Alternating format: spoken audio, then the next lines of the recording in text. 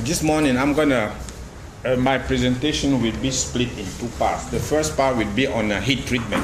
It's a technology that is under development for the last, I will say, 20 years. And then the second part will be on some practical information about my institution, Michigan State University. This talk, I just gave it at the CWPA, which is the Canadian Wood Protection Association. They invited me in October. I was in Halifax to give this paper. So that's what I propose to give, almost the same here. So let's start with a little bit of history, like my friend Victor yesterday. Even in the Bible, it's mentioned in the Genesis 6, 13, 14, that you should use pitch to coat wood that will be used for exterior application to build the Noah Ark. And also we know that also the pitch was used by the Roman and the Greek and Alexander the Great to protect wood. And also we know that in Africa, maybe in India, wood that will be used on ground contact usually is burned a little bit on the surface to improve the durability. They call it smoke wood in Africa. And also we know that basically the history of thermally modified wood is not new.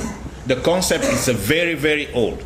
The thermal modified wood was used, I would say, in the 17th century to build the Wasa ship by the Swedish. So it's not a new concept, but what I'm going to present today is the new technology to achieve the same process. For instance, is the process of thermally modified wood, there is no chemical use. It's only heat and steam that is used to modify wood. And also you control the oxygen, control the atmosphere. And the temperature vary between 180 to 250 degrees Celsius. So that means around 470 degrees Fahrenheit. And those are some examples of heat-treated wood. Because today I'm not talking about the small lab sample. I'm talking about the real 2x4, 2x6s, 4x4, 4x8, and even 8x8. When I say 8x8, 8 inch by 8 inch cross section, and the length can go up to 16 feet long. Basically the process in the world, there are basically two main processes. We have the ValueTech process and the Stellar process to do that, and there's a lot of patents in this, more than 100 different patents. And this process, this technology was developed in Europe, I would say in the early 90s. And I was involved with this study because I was on sabbatical in France at École des Mines de Lyon, and then they were working on this. So basically, the ValueTech process, you have three phases. The first phase, you have to remove all the water, to control the water, to be close to 0 to 1% moisture. And then after that, you raise the temperature up to the target temperature, depending on what you want to achieve. As you know, for wood, you have a different risk category. Either it's in ground contact or above ground. So whatever you want to use, let's say you want to go to make thermal S, that means wood that will be only above ground, right? Because the risk of decay and insect is lower for above ground compared to ground contact.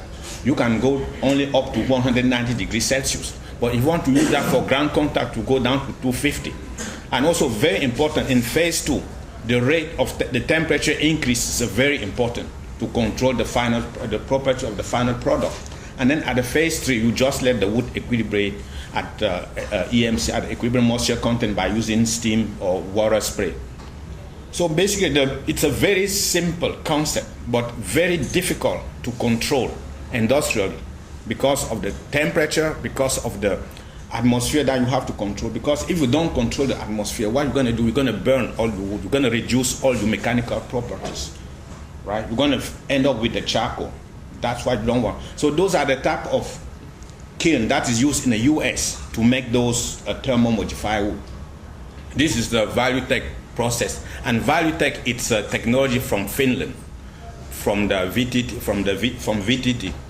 And this is Eco Vantage mill in Indiana, Michigan.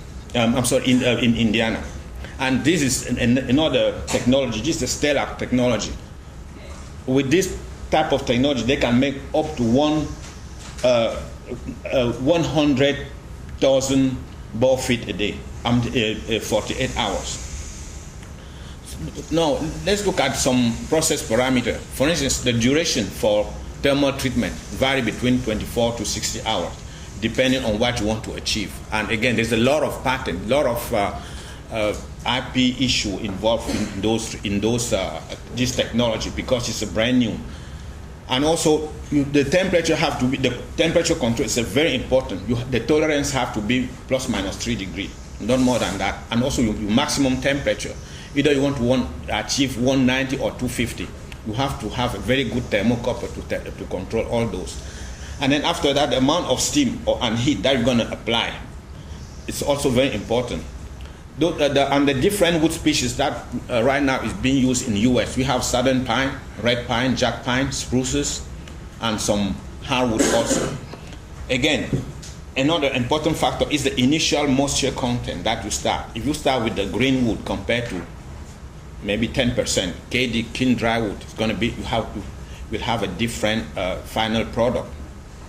And also the specific gravity of wood, important, the density, the amount of resin. For instance, in red pine, we have a lot of resin. There's a lot of resin. So the temperature program for red pine is different from the temperature program for southern yellow pine, or different from hardwood like oak or maple, completely different. But this process is very good for stained wood, because at the end, if you start with the stained wood, at the end, you have a very nice brown looking type of, like this wall here, very nice. And also the amount of knots, also very important for your process. For instance, in the US, we don't like to use spruces, because in spruce you have a lot of knots. And if you're not careful, you will have a loose knot at the end of your process. So basically what we did in terms of research, we tried to follow, do we have a pointer? Laser pointer? Okay, on this process here, for instance, this is a piece of wood to study the fundamental aspect of the thermal modifier wood. This is a piece of wood here, and those plates, you can heat it with a lot of heating element here. And then it's connected to a precision balance to take the weight loss during the process. And then this is connected to the computer. And also, we also collect all the gas emit release during the process. So by doing that, we can plot here, this is the temperature, and this is the time, the duration of the process. And here, this is the percentage of weight loss. So we see that with different species, you have different amount of weight loss, right? So like pine, weight loss is almost close to 12%. But if you use ash, which is a hardwood, the weight loss will be around 23%. So it's species dependent, the process. And then here, this is also the temperature, the time, and also the time, the maximum temperature. You see that will also influence the amount of weight loss. So you have to control, the control on the process have to be very tight. Same thing here, if you have used different rate of temperature increase at a very specific temperature, you see that they will have a different weight loss, right? So it's a very good process, but you have to be very careful controlling all the technological parameters. And so what we did also here, we collect all the gas to see exactly what are degradation product release using GC, gas chromatographic mass spectrometry. You will see that, for instance, here, the compound, like number 2, yes, the A here, it's acetic acid, right?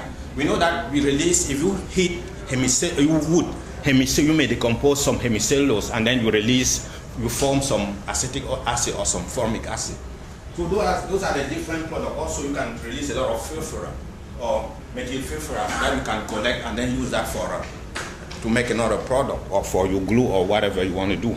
And also we have like vanillin glycol. We know that that's from the degradation of the lignin, right? Because of the phenylpropane unit of the lignin. So we're trying to find out what are the real mechanism, what's going on during the heat treatment. And if we start with this one as our base molecule, we try to understand. You see that, yes, we know that we're forming a lot of, see, this is a formic acid. It's possible. I'm not going to spend time here because it's more chemical, organic chemistry. But you see that, yes, we will form a lot of like free radicals here, right, during the process. This free radical there, right? And then it's important to understand this, because if we want to control some parameter, the mechanical strength reduction, we need to understand exactly why do we have reduction in some properties. For instance, here we found out, oh, we have a lot of acid being released. So if we know that we have a lot of acid, so our assumption is that maybe we're having reduction of the mechanical properties because the acid being released during the heat treatment, going down and hydrolyze and reducing the molecular weight size, changing our cellulose or our hemicellulose. Maybe that's why we're having reduction of mechanical properties. So basically, if we again plot here, this is in percentage, and then the treatment, the different treatment. Like I say, it's confidential. I cannot release the different temperature. I try to plot all the different properties of wood. For instance, if I look at the bending, which is this one here, see that we have the swelling and shrinkage. This is exactly what we're looking. This is exactly what the architects are looking for. Very stable wood, right? We start with you have a reduction of the swelling. The higher the temperature, the better will be the swelling. That means you're reducing the swelling and shrinkage. You're increasing the dimensional stability of wood. But in the same time, if you look at the water absorption, same thing. You're reducing the equilibrium moisture content. So you're changing the absorption-desorption phenomenon of your wood. And if you look at the EMC also here, same, it's being reduced with the heat. Now if you look at the compression strength, should we just increase a little bit? It's increasing because also increasing the hardness. And if you look at the bending, where's my bending? Yeah, I think it's here, yes. First you increase with the increased temperature and then have a big drop, right here. And this big drop also corresponds to almost the inflection point of your swelling, right? And also it corresponds to the decrease of the durability, because this is the durability. You increase. Durability is, for instance, for the lab test, is the amount of weight loss that you have if you expose a piece of wood to decay. But this is only biological durability. And this is what a lot of people want to see increase. But it's possible to increase the durability. But by increasing the durability, you're also reducing the bending. So, in brief, so if we take a piece of wood, right, and do the thermal treatment, like thermal wood, finished process, you improve the durability against decay. Right? You reduce the thermal conductivity. You remove a lot of resin. In the same time, also you're reducing the splitting, right? And also you slightly reducing the bending strength. And we don't want this. This is a disadvantage, because by doing this, that means if you want to design, right, with thermal treat wood, you need to reduce your span, right, to get almost the same mechanical properties. And in the same time, but with increasing the dimensional stability. And then you have a very nice color, very consistent throughout, because you're also reducing the your EMC. So here are some advantages of heat-treated wood. We believe that it's environmentally friendly, and also we know that the source is going to be from renewable forest, and very, very important, right? We will use in the US. We're using the thermal treated wood to replace tropical species because they have a very nice color, very appealing, right? And also we increase the dimension stability. The beauty wood is very beautiful, and also it's very durable, because right now EcoVantage is giving 30-year warranty for people using thermal wood for interior design. So on September 28th, the USDA gave the BioPreferred program, gave the award of a green product to a heat-treated wood. And this is the first time they're giving that to wood, because usually wood is treated with a wood preservative, and nowhere the USDA or the EPA will allow wood to be to give this certificate. This is the certificate. That so mean heat treated wood is a certified bio-based product today. So we can use that to do a lot of design. And also we know that it's free of toxin, free of chemical. And one of the main advantage of heat treated wood, it's biodegradable at the end of the life, the service life, which is not true for preservative treated wood. And that's the big advantage of heat treated wood. And then also they did some LCA, life cycle analysis of heat treated wood compared to preservative treated wood. It's almost the same amount of energy being consumed. And those are also for machining. Heat treated wood, yes, you can. It's easy. If you can saw, no different from heat treated wood planing. You can also use it milling. No, just require that you have a very sharp blade. Sanding, no problem. But one of the only problem is the screw holding capacity is a little bit low. So you need to pre-drill before you install your screw on heat treated wood. Yeah, those are some different brands that you will find on the market in the next maybe 2 to 5 years, maybe in India, but we already have this in US. If you go on market, you can get EcoVantage wood, Thermo S, Thermo D, Pure Wood, different names, different brand names. Nature Choice, Purdue, BioPreferred from Quebec for the Canadian, French Canadian, they call it BioPreferred. You can get this from wood suppliers today. Those are some examples of design with heat treated wood. But one of the problems is the color change. If you use it outdoor, it's easy the color will change very easily. But if you use that for siding, very nice, and also for architecture design, like that, very nice. And also, those are some examples of design again with the heat treated wood for siding, cladding, very nice. And also, this is a store fixture. It's a very high-end commercial store in the US. I think it's Tommy Hilfiger in California. He asked to change all his fixture and to use heat treated wood because it's different. Same here. This is a restaurant by same for Tommy Hilfiger. And also you can use that for exterior but you got to make sure that it doesn't be in contact with the ground for the problem of decay. Again, some example of the utilization of heat treated wood in the US. It's a growing market because a lot of people today, they don't want chemical. But when you say it's chemical free, everybody want to use that for wood. It's a little bit expensive, but it's very nice. Those are the design. Again, those are heat treated wood. Also that deck heat treated wood. Very nice. Okay, so the answer to my question is yes, heat treated wood is a reality today in the US and it's there for a long time, even though we have a problem in terms of color change, and also sometimes we have a smell like a burn wood a little bit. So we're still working on that. And also in my lab, we're trying to do what I call combined technology, knowing that one of the main chemical that is released by heat treated wood, it's acid.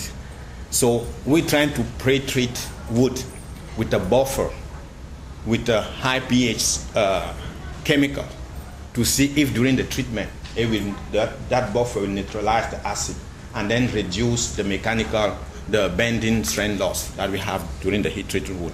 And also we're working on how to reduce the cost. It's a little bit expensive, between 24 and 40 hours for a treatment compared to maybe 2 hours for the preservative treated wood. And also one of the major issues is the coating. You see that at the exterior, outdoor, color change is very fast because remember we saw some free radicals, some phenoxy radical there that initiated the decomposition, the color change. So we're trying to see if we can have good coating to protect against UV deterioration.